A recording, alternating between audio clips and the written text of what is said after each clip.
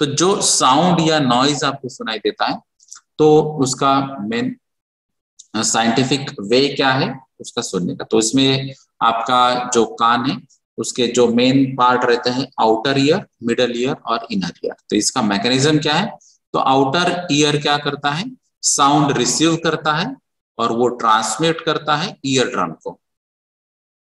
और वैसे ही यहाँ पे जो अगर फॉरेन पार्टिकल्स या मटेरियल जैसे डस्ट होता है, तो यहाँ पे अगर डस्ट होता है तो हेयर थ्रू ये ब्लॉक हो जाएगा और जो रिमेनिंग साउंड है वो ट्रांसमिट होगा मिडल ईयर को। और फिर मिडल ईयर यहाँ पे क्या करता है, तो ये मिडल ईयर में स्मॉल बोन्स होते हैं, हैमर होता है, एनविल होता है और स्टर्प होता है, और फिर ये ट्रांसमिट करेगा इनर ईयर को। तो ये पार्ट थ्रू जब ये ट्रांसमिट करता है तो यहाँ पे ये सेंसिटिव कॉक्लिया रहते हैं और कुछ नर्व्स रहते हैं जिसके बेसिस पे आपकी हियरिंग कैपेसिटी डिसाइड होती है। तो इनकेस अगर हाई नॉइज एरिया में आप काम करते हैं तो ये कॉक्लिया पे इफेक्ट होता है। तो कॉक्लिया पे इफेक्ट टेम्पररी भी हो सकता है और परमानेंट भी हो सकता है। टेम्पररी इसका मीनिंग क्या है कि आपने हाई नॉइज एरिया में आप गए कुछ सेकंड्स या मिनट्स के लिए और फिर कॉक्लिया डैमेज हो चुकी है, और फिर अगर आप नॉर्मल एरिया में आते हैं जहां पे साउंड कम है या फिर कॉक्लिया को आप रिकवरी के लिए कुछ टाइम देते हैं तो ये टेम्पररी इफेक्ट होगा। इन केस अगर आप कंटिन्यू हाई नॉइज एरिया में काम कर रहे हैं कुछ घंटों के लिए, कुछ सालों के लिए, तो ये कॉक्लिया परमानेंटली डैमेज होने के चांसेस हो सकते हैं। तो ये ईयर जो है, ये आउटर ईयर, मिडल ईयर और इनर ईयर कैसे वर्क करता है ये डायग्राम थ्रू भी आप देख सकते हैं। तो यहाँ पे ये साउंड वेव्स जो है आउटर ईयर से एक्सटर्नल ईयर जिसको हम कहते हैं, ये एक्सटर्नल ईयर से यहाँ पे ये ट्रांसमिट होगा। अगर ये जो भी हेयर से ये हेयर जो है आपके फॉरेन मटेरियल या डस्ट पार्टिकल्स को ब्लॉक करेगा, फिर ये मिडल ईयर में जाता है और ये मिडल ईयर का जो पोर्शन है, ये मिडल ईयर के पोर्शंस में आपका जो 3 पार्ट है वो 3 पार्ट को वो ट्रांसमिट करेगा साउंड यानी कि एनर्जी, और उसके बाद में ये इनर ईयर पार्ट में जाएगा। तो इनर ईयर पार्ट में जो अभी हमने बात की थी ये कॉक्लिया की, तो इसका ही एनलार्ज सेक्शन यहाँ पे दिखाई देता है। तो ये इनलेट इनर ईयर जो है ये यहाँ पे कॉक्लिया, तो ये आपको जैसे स्पाइरल स्प्रिंग्स होते हैं उस हिसाब से यहाँ पे ये कॉक्लिया का अरेंजमेंट होता है और ये ट्रांसमिट होके फिर आपको एग्जैक्टली साउंड सुनाई देगा। तो यहाँ पे ये ईयर ड्रम का स्ट्रक्चर दिखाई देता है आपको। यहाँ पे ये मैलस, ये इनकस और ये फिर सैक्युलस और ये स्टेप्स। तो ये अलग अलग पार्ट्स है एक्सटर्नल के बाद में जो मिडल और इनर ईयर के। अगर इसमें से कुछ इंटेंसिटी हायर साइड में या फ्रिक्वेंसी हायर साइड में होती है तो डिफरेंट पार्ट्स पे उसका इफेक्ट हो सकता है, वो टेम्पररी या परमानेंट। तो ये मेनली जो कॉक्लिया आपको एग्जैक्ट कन्वर्ट करके देता है कि ये साउंड और उसके जो अल्फाबेट से उसकी जो फ्रीक्वेंसी उसकी इंटेंसिटी है उसके बेसिस पे आपको पता चलता है कि ये एग्जैक्टली क्या बता रहा है। तो ये सभी जो प्रोसेस है ये फ्रैक्शंस ऑफ सेकंड्स में होती है, इसीलिए ये आपको पता भी नहीं चलता कि ये ऐसे पार्ट्स थ्रू आता है और ये कन्वर्जन होता है। तो ये कॉक्लिया का इफेक्ट जो है ये आपको सबसे इंपॉर्टेंट देखना है, क्योंकि अगर इस पे इफेक्ट होता है तो आपका हियरिंग लॉस के चांसेस बढ़ जाते हैं। तो ये नॉइज अगर हायर साइड में होता है, जैसे हमने बात की कि 85 डेसिबल्स नॉर्मल होना चाहिए, उसके नीचे ही होना चाहिए। अगर इनकेस नॉइज हायर साइड में आता है तो उसके इफेक्ट क्या हो सकते हैं, तो उसमें 2 इफेक्ट है, एक ऑडिटरी इफेक्ट और सेकंड है non auditory effect. Auditory effect क्या होता है कि जो नॉइज की वजह से या हायर नॉइज लेवल की वजह से डायरेक्टली आपके ईयर के पार्ट्स को अगर वो डैमेज करता है या फिर उस पर एडवर्सली इंपैक्ट करता है तो उसको हम कहेंगे ऑडिटरी इफेक्ट। जैसे यहाँ पे बजिंग इन द ईयर, तो आपके आवाज में कुछ आवाज आता है तो उसको हम बजिंग इन द ईयर ये ऑडिटरी इफेक्ट कहते हैं। या फिर जो भी विस्पर्स रहेंगे या फिर कुछ छोटे आवाज रह सकते हैं वो आपको शायद सुनाई नहीं देते या फिर डिफिकल्ट हो जाता है आपको कम अगर आवाज आता है, या फिर जो हियरिंग लॉस है ये प्रोग्रेसिवली और परमानेंट टाइप में अगर कन्वर्ट होते जाता है, जैसे कि कुछ 1 साल के बाद, 2 साल के बाद, 5 साल के बाद आपको लगेगा कि यहाँ पे जो आपका हियरिंग कैपेसिटी वो कम होते जाता है। तो इसको कहेंगे हम हियरिंग लॉस, और उसको ही टेक्निकली अगर आपको जानना है तो वो थ्रेशोल्ड हियरिंग शिफ्ट जिसको कहते हैं, यानी कि आपकी जो सुनने की कैपेसिटी वो शिफ्ट होते जा रही है, तो उसको कहते हैं टेक्निकली मेडिकल टर्म में थ्रेशोल्ड हियरिंग शिफ्ट। तो ये भी आपको चेक करना है, और ये सभी जो इफेक्ट्स है ये सब ऑडिटरी इफेक्ट में आते हैं, यानी कि नॉइज की लेवल की वजह से ये डायरेक्टली आपके ईयर का जो कैपेसिटीज है उस पर इम्पैक्ट करता है। अभी उसके अलावा कुछ नॉन ऑडिटरी इफेक्ट्स भी है, जैसे कि यहाँ पे डिजीनेस या फिर हार्टबर्न या फिर fatigue, lack of concentration, sleeplessness या फिर स्ट्रेस रिएक्शंस। तो आपको कुछ इरिटेटिंग फीलिंग्स होंगे, या फिर नॉजिया होगा, या फिर वोमिटिंग टाइप की रिएक्शन आपको फील हो सकती है, या फिर आपका जो कॉन्सेंट्रेशन है वो कॉन्सेंट्रेशन नहीं रहेगा। जैसे कि आप अगर आप स्टडी कर रहे हैं या फिर एग्जाम का टाइम है और आपको कहीं से साउंड या नॉइज सुनाई देता है और उसकी वजह से आप अगर डिस्टर्ब हो जाते हैं तो आपका कॉन्सेंट्रेशन वहां पे नहीं रहेगा। या फिर अगर रात को 10-11 बजे के बाद अगर ऐसे नॉइज आते हैं जब नॉर्मली सभी एरियाज में साइलेंट रहता है या फिर कम नॉइज होता है, वहां पर आपको स्लीपलेसनेस की प्रॉब्लम यहाँ पे आ सकते हैं। तो ये एक्चुअली क्या है कि नॉइज की वजह से आपके ईयर पे डायरेक्ट इफेक्ट नहीं हो रहा है, लेकिन उसकी वजह से ये बाकी के इफेक्ट हो सकते हैं जिसको हम कहेंगे नॉन ऑडिटरी इफेक्ट। तो नॉइज के इफेक्ट ऑडिटरी या नॉन ऑडिटरी टाइप में आप कन्वर्ट कर सकते हैं।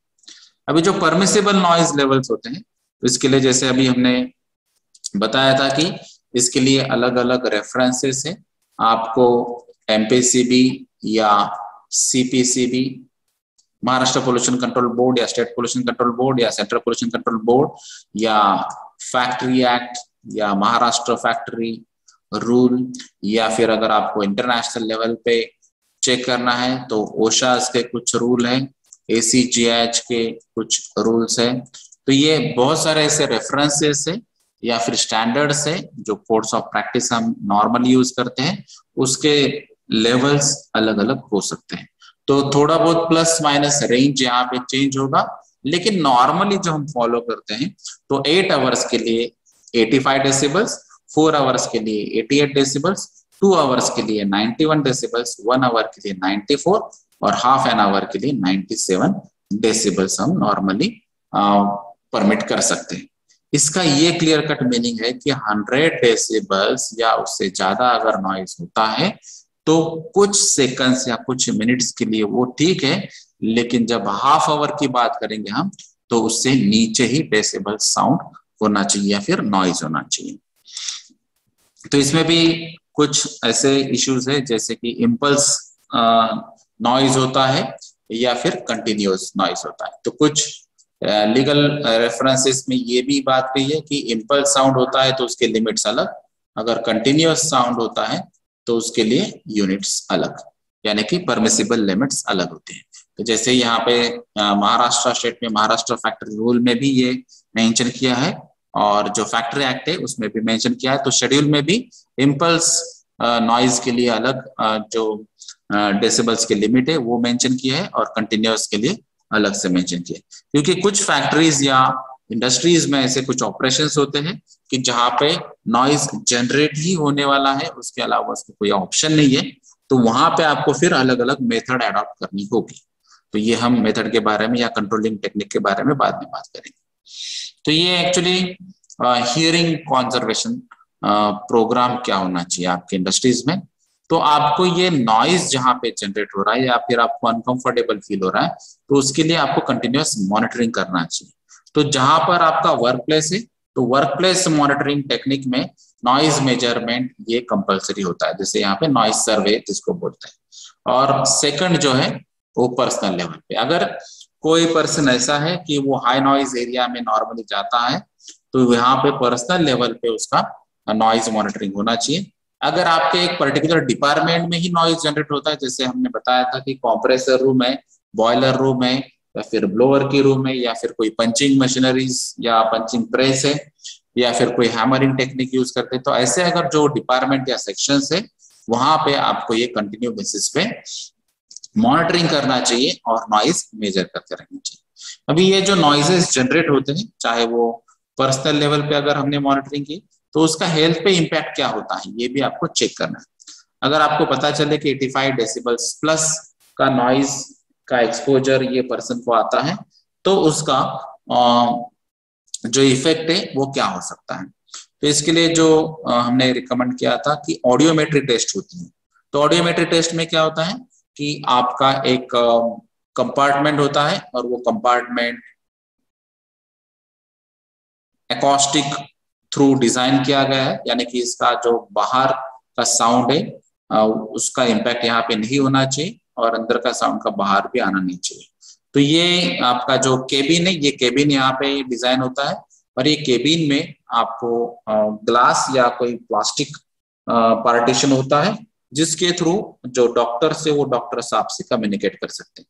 तो डॉक्टर क्या करते हैं कि आपको एक इक्विपमेंट से कनेक्ट करते हैं और फिर आपको जो हेडफोन या ईयरफोन देते हैं जिसके थ्रू आपको कुछ आवाज सुनाई देगी। तो यहाँ पे अलग अलग जो इंटेंसिटीज हैं या फिर जो फ्रीक्वेंसी लेवल है वो चेंज करके वो आपकी हियरिंग कैपेसिटी को चेक करते हैं और फिर आपको कुछ ना कुछ वहां पे बता सकते हैं वो कि आपको ये बटन प्रेस करना है या फिर आपको थंब से ये सिग्नल देना है। और वो सिग्नल बेसिस पे आपको पता चलेगा या डॉक्टर को भी पता चलेगा कि ये इंटेंसिटी का साउंड मुझे सुनाई देता है या फिर ये फ्रीक्वेंसी का साउंड सुनाई देता है और कुछ फ्रीक्वेंसी की साउंड मुझे सुनाई नहीं देते या फिर कम इंटेंसिटी वाले साउंड मुझे सुनाई नहीं देते।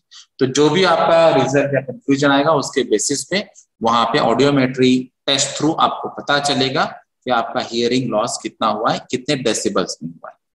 अभी जो कुछ नॉइज रिडक्शन प्रोग्राम होते हैं तो कुछ इंडस्ट्रीज में जहाँ पे रेगुलर बेसिस पे ऑब्जर्वेशन होता है और कुछ इंजीनियरिंग कंट्रोल टेक्निक यूज की जाती है जिसके थ्रू जो भी कंप्रेसर्स होते हैं, ब्लोअर्स होते हैं, बॉयलर्स होते हैं, वाइब्रेटिंग मशीनरीज होती है, तो ये सब मशीनरीज का जो नॉइज है वो कम कैसे किया जाता है उसको हम कहेंगे नॉइज रिडक्शन टेक्निक।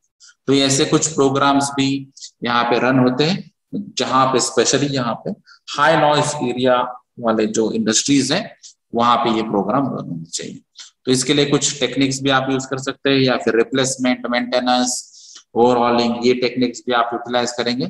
अगर रेगुलर मेंटेनेंस यहाँ पे रखेंगे तो मैक्सिमम केस में वाइब्रेशन की वजह से जो साउंड जनरेट होता है वो रिड्यूस हो सकता है। या फिर अगर आपको वाइब्रेटिंग पैड्स या वाइब्रेटिंग मटेरियल्स आपको यूज करना है जो वाइब्रेशंस एब्जॉर्ब करते हैं, उसकी वजह से यहाँ पर नॉइज रिड्यूस कर सकते हैं। या फिर अगर आपको ये पॉसिबल नहीं है तो जो भी मशीनरी यहाँ पे नॉइज जनरेट करती है तो उसको फिर एनक्लोज करना चाहिए और ये एनक्लोजर थ्रू भी आप जो नॉइज है वो बाहर आने से आप उसको बचा सकते हो जिसकी वजह से नॉइज रिड्यूस हो सकता है।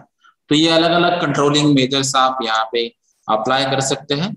अगर ये पॉसिबल नहीं है यानी कि जहां पर इंजीनियरिंग कंट्रोल अगर पॉसिबल नहीं है तो वहां पे आपको पीपीईज यूज करना चाहिए। तो अगर आपका ईयर प्रोटेक्ट करना है तो प्रोटेक्ट करने के लिए आपको पर्सनल प्रोटेक्टिव इक्विपमेंट या फिर कुछ अलग टेक्निक्स आपको यूज करनी चाहिए। तो कुछ जगह आपको एकॉस्टिक डिजाइन वगैरह पॉसिबल है, कुछ जगह अगर एकॉस्टिक डिजाइन पॉसिबल नहीं है तो आपको पीपीईज यूज करनी चाहिए। और उसके बाद में अगर जहां से नॉइज जनरेट होता है तो वो रिड्यूस करने के लिए या फिर उसका इफेक्ट कम करने के लिए कुछ करेक्टिव एक्शंस लेने की जरूरत होगी तो वो भी आपको लेना चाहिए। और ये नॉइज ओरिएंटेड जो हजार्ड्स है, नॉइज एज अ हजार्ड या फिर नॉइज पोल्यूशन क्यों होता है, उसके सोर्सेस क्या है, उसको कंट्रोल कैसे करते हैं या फिर पीपी कहाँ पे यूज करते हैं, ये सभी बातों के लिए अवेयरनेस प्रोग्राम्स भी यहाँ पे रखने चाहिए। क्योंकि जनरली नॉइज रिलेटेड हजार्ड जो है या फिर उसका जो रिस्क लेवल है उसके बारे में मैक्सिमम वर्कर्स को जानकारी नहीं होती है क्योंकि ये इसका डायरेक्ट इफेक्ट आपको पता नहीं चलता। लेकिन जैसे ही कुछ साल में अगर आपका एक्सपोजर सेम रहेगा और हायर साइड में रहेगा तो उसका हियरिंग लॉस बाद में पता चलता है, जैसे अभी हमने स्टार्टिंग के ट्रायल में सिमुलेटर्स में देखा था। तो इसीलिए आपको ये अवेयरनेस प्रोग्राम भी रखना जरूरी है। तो इसमें जो मॉनिटरिंग होता है उसके लिए हमने जो बताया ये वर्क लेवल या वर्क प्लेस मॉनिटरिंग भी हो सकता है या फिर पर्सनल लेवल पे भी ये मॉनिटरिंग हो सकता है। और उसके जो हेल्थ इम्पैक्ट होते हैं, जो आपका रेगुलर एनुअल मेडिकल चेकअप होता है उसमें ऑडियोमेट्री टेस्ट ये कंपलसरी होती है और उसका फिर ऑडियोग्राम आता है और ऑडियोग्राम से आपको पता चलेगा कि लास्ट ईयर में आपकी हियरिंग कैपेसिटी क्या थी और इस साल आपकी हियरिंग कैपेसिटी क्या है। अगर इसमें कुछ मेजर चेंजेस होते हैं तो आपको शायद डिपार्टमेंट या सेक्शन चेंज करना पड़ेगा, या फिर जो नॉइज जनरेट करने वाली मशीनरीज या प्रोसीजर्स है उसको कंट्रोल करना पड़ेगा। तो ये जो नॉइज कंट्रोलिंग टेक्निक्स है उसमें मेनली 3 पॉइंट्स है। यहाँ पर एक है सोर्स पे आप कंट्रोल करो, या फिर पाथवे पे आप कंट्रोल करो, या फिर रिसीवर एंड पे आप कंट्रोल करो। तो ये तीनों में से जो सुटेबल या कंफर्टेबल टेक्निक होगी उसके बेसिस पे आपको नॉइज को कंट्रोल करना है। तो जैसे अगर आप सोर्स को कंट्रोल करते हैं उसके क्या एग्जांपल्स है, जैसे यहाँ पे इम्पैक्ट्स की वजह से साउंड होता है, तो ये इम्पैक्ट्स अगर आप अवॉइड कर सकते हैं तो प्रोसीजर में अवॉइड कीजिए। जहां पर वाइब्रेशन जनरेट होते हैं तो एंटी वाइब्रेशन माउंटिंग्स वहां पे आप यूज कर सकते हैं, या फिर वाइब्रेटिंग पैड्स आप यहाँ पे यूज कर सकते हैं, जिसकी वजह से नॉइज रिड्यूस होगा सोर्स पे। या फिर जो साइलेंसर्स है तो फिटिंग जो होती है अगर उसको साइलेंसर बिठाएंगे तो उस हिसाब से उसका नॉइज भी कंट्रोल हो सकता है सोर्स। अगर जो नॉइजी इक्विपमेंट है उसको कंट्रोल किया जाए, या फिर अगर आपने मेंटेनेंस रेगुलर बेसिस पे अगर आप करेंगे, ग्रीसिंग करेंगे, ओवरऑलिंग करेंगे और उसको अगर कंट्रोल में रखेंगे तो जो नॉइज जनरेट होता है जनरली वो भी यहाँ पे कंट्रोल हो सकता है। अगर ये पॉसिबल नहीं है तो जो मशीनरीज आपकी नॉइज जनरेट करती है उसको ही इनक्लोज किया जाएगा, तो उसका नॉइज का इम्पैक्ट बहुत कम हो सकता है। तो ये सोर्सेस पे ही आपको अगर नॉइज रिडक्शन करना पॉसिबल है तो ये सबसे फर्स्ट प्रायोरिटी होगी कि नॉइज रिडक्शन एट सोर्स। अगर ये पॉसिबल नहीं है सोर्सेस पे अगर नॉइज रिडक्शन करना, तो आप पाथवेज पे भी नॉइज रिडक्शन कर सकते हैं। जैसे कि आप नॉइज डैम्पर्स यूज कर सकते हैं, या फिर नॉइज आउटलेट्स यूज कर सकते हैं, या फिर जो डिस्टेंसेस है वो डिफरेंट ऑपरेशंस में वो डिस्टेंसेस अगर आप हायर साइड में रखेंगे तो उसका जो नॉइज है उसका इम्पैक्ट आप पे कम रहेगा। जैसे अगर कोई नॉइज जनरेट करने वाली मशीनरी है तो आपको उसको आइसोलेट करना चाहिए, सेग्रीगेट करना चाहिए, जिसकी वजह से वो मशीनरी का जो नॉइज है वो बाकी के ऑपरेटर्स पे भी इम्पैक्ट कर सकता है। तो अगर आप जितना ज्यादा डिस्टेंस रखेंगे उसका उतना इम्पैक्ट कम हो सकता है। या फिर अगर ये भी पॉसिबल नहीं तो रिसीवर एंड पे आपको नॉइज रिडक्शन करना चाहिए। जैसे अगर जिस पर्सन पे मैक्सिमम नॉइज का एक्सपोजर हो सकता है वो खुद को आइसोलेट करना चाहिए, या फिर जो ईयर प्रोटेक्टर्स रहते हैं, जैसे कुछ जगह ईयर प्लग्स यूज होते हैं, कहीं जगह ईयर मफ्स यूज होते हैं, या फिर अगर आपने हेलमेट्स वगैरह भी यूज किए तो भी यहाँ पे नॉइज रिड्यूस हो सकता है।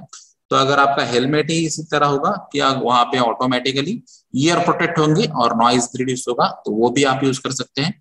तो जहां पर आपको ये कंटिन्यू बेसिस पे ईयर प्रोटेक्टर्स यूज करना पड़ते हैं तो उसका मेंटेनेंस भी रेगुलर बेसिस पे करना चाहिए। अगर वो इनकेस वर्न आउट होता है तो उसको रिप्लेसमेंट करना भी जरूरी है, और कुछ डेट्स के बाद उसको ऑब्जर्व करना चाहिए, इंस्पेक्शन करना चाहिए, और जिसकी वजह से अगर वो ईयर प्रोटेक्टर की वजह से ही अगर हजार्ड्स जनरेट होने के चांसेस है तो उसको भी रिड्यूस करना चाहिए। तो ये नॉइज रिडक्शन के लिए सोर्सेस या पाथवेज या रिसीवर के लिए अलग अलग टेक्निक्स आप यूटिलाइज कर सकते हैं। तो जैसे अभी हमने बात की तो ईयर मफ्स या ईयर प्लग्स आप यूज करके यहाँ पे जो ईयर प्रोटेक्टर डिवाइस या पर्सनल प्रोटेक्टिव के जो non respiratory type of PPs होते हैं उसमें आता है। और उसके अलावा अगर आपने क्लीन लाइननेस रखी या फिर पर्सनल यूज के लिए अगर आपने कुछ कलीग से अगर इंटरचेंज किया तो उससे भी आपको कंट्रोल करना पॉसिबल है। तो ये डिपेंड है कि आपके यहाँ पे साउंड एब्जॉर्बिंग इक्विपमेंट्स या मटेरियल्स क्या यूटिलाइज होते हैं, उसके बेसिस पे भी नॉइज अगर जनरेट भी होता है वो अगर एब्जॉर्ब होता है तो आपके ऊपर एडवर्स इम्पैक्ट उसका कम हो सकता है। तो जैसे नॉर्मली अगर आप ऑफिसेस में देखेंगे तो फर्नीचर्स होते हैं, तो फर्नीचर्स एक्चुअली वुडन पार्ट होते हैं, तो वुडन पार्ट का ये प्रॉपर्टी होता है कि वो साउंड एब्जॉर्ब करते हैं, तो जिसकी वजह से साउंड वहां पे कन्वर्ट भी होता है नॉइज में, तो उसका नॉइज का इम्पैक्ट आपको कम यहाँ पे फील होगा। उसके अलावा अगर आपके इंडस्ट्रीज में ट्री प्लांटेड है और वो ट्री प्लांटेशन अगर होता है और वहाँ यहाँ पे जितना डेंसिटी ज्यादा होगा तो वहां पर भी जो नॉइज जनरेट होता है, तो ये ट्रीज का प्रॉपर्टी कि वो साउंड एब्जॉर्ब कर लेता है, तो जिसकी वजह से आपके ऊपर डायरेक्ट इम्पैक्ट नहीं होगा। तो ऐसे बहुत सारे अलग अलग टेक्निक्स है। अगर आपको अफोर्डेबल है तो आप एकॉस्टिक डिजाइन भी कर सकते हैं, जैसे कुछ केबिन्स या कैबिनेट्स जो है वो साउंड प्रूफ होते हैं। जैसे अगर आप सिनेमा थिएटर या कोई मॉल्स में जाते हैं तो वहां पर भी ऐसे अरेंजमेंट होती है कि अगर जहाँ पे नॉइज जनरेट होता है वो एब्जॉर्ब किया जाता है, तो वहां पे नॉइज एब्जॉर्बर या साउंड एब्जॉर्बर मटेरियल भी यूटिलाइज होते हैं, और जिसका इफेक्ट जो है वो बाहर नहीं आ सकता या फिर वो एरिया से बाहर नहीं जाएगा। तो ऐसे भी बहुत सारे मटेरियल्स आज के डेट में अवेलेबल है जहाँ पे आप एकॉस्टिक डिजाइन करके भी साउंड प्रूफ केबिन्स या साउंड प्रूफ एरिया वहां पे जनरेट कर सकते हैं। तो ओवरऑल इसमें आपको पता चला है कि नॉइज इज अनवांटेड साउंड, और ये टेम्पररी और परमानेंट हियरिंग लॉस में कन्वर्ट हो सकता है। अगर उसका एक्सपोजर हायर साइड में होगा तो कॉक्लिया पे इफेक्ट होगा, और वो अगर परमानेंट इफेक्ट होता है तो आपका परमानेंट हियरिंग लॉस होगा। अगर वो कॉक्लिया पे टेम्पररी इफेक्ट होगा, नॉइज एक्सपोजर टाइम अगर कम होगा तो वो टेम्पररी हियरिंग लॉस हो सकता है। कुछ जगह आपको जो डेसिबल्स में मेजरमेंट्स होते हैं, तो यहाँ पे आपको ये याद रखना चाहिए कि जो वॉल्यूम आता है डेसिबल्स में, जो यूनिट है साउंड का, तो ये 3 डेसिबल्स का अगर आप देखेंगे तो नियर अबाउट डबल इंटेंसिटी वाला साउंड वहां पे जनरेट होता है। तो नॉर्मली हम 1 2 3 4 5 6 इस हिसाब से हम मेजर करते हैं, लेकिन ये साउंड में या नॉइज में ऐसा नहीं है। तो अप्रोक्सीमेटली अगर 1 डेसिबल्स का यूनिट जो है वो अगर 3 डेसिबल्स आता है तो इसका मतलब है near about double the intensity. तो यहाँ पर ये भी आपको याद रखना है।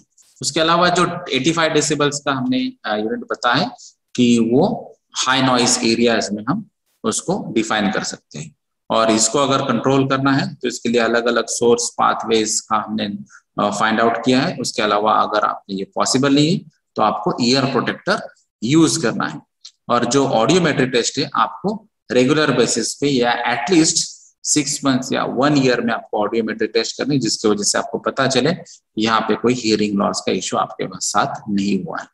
तो यहाँ पे जो भी आपके नॉइज जनरेटिंग इक्विपमेंट है उसको कंट्रोल करना है, और ये जो नॉइज रिलेटेड पोल्यूशन या उसकी जो रिक्वायरमेंट है, ये स्टैट्यूटरी रिक्वायरमेंट है मैक्सिमम कंट्रीज में और मैक्सिमम स्टेट्स में। Thank you.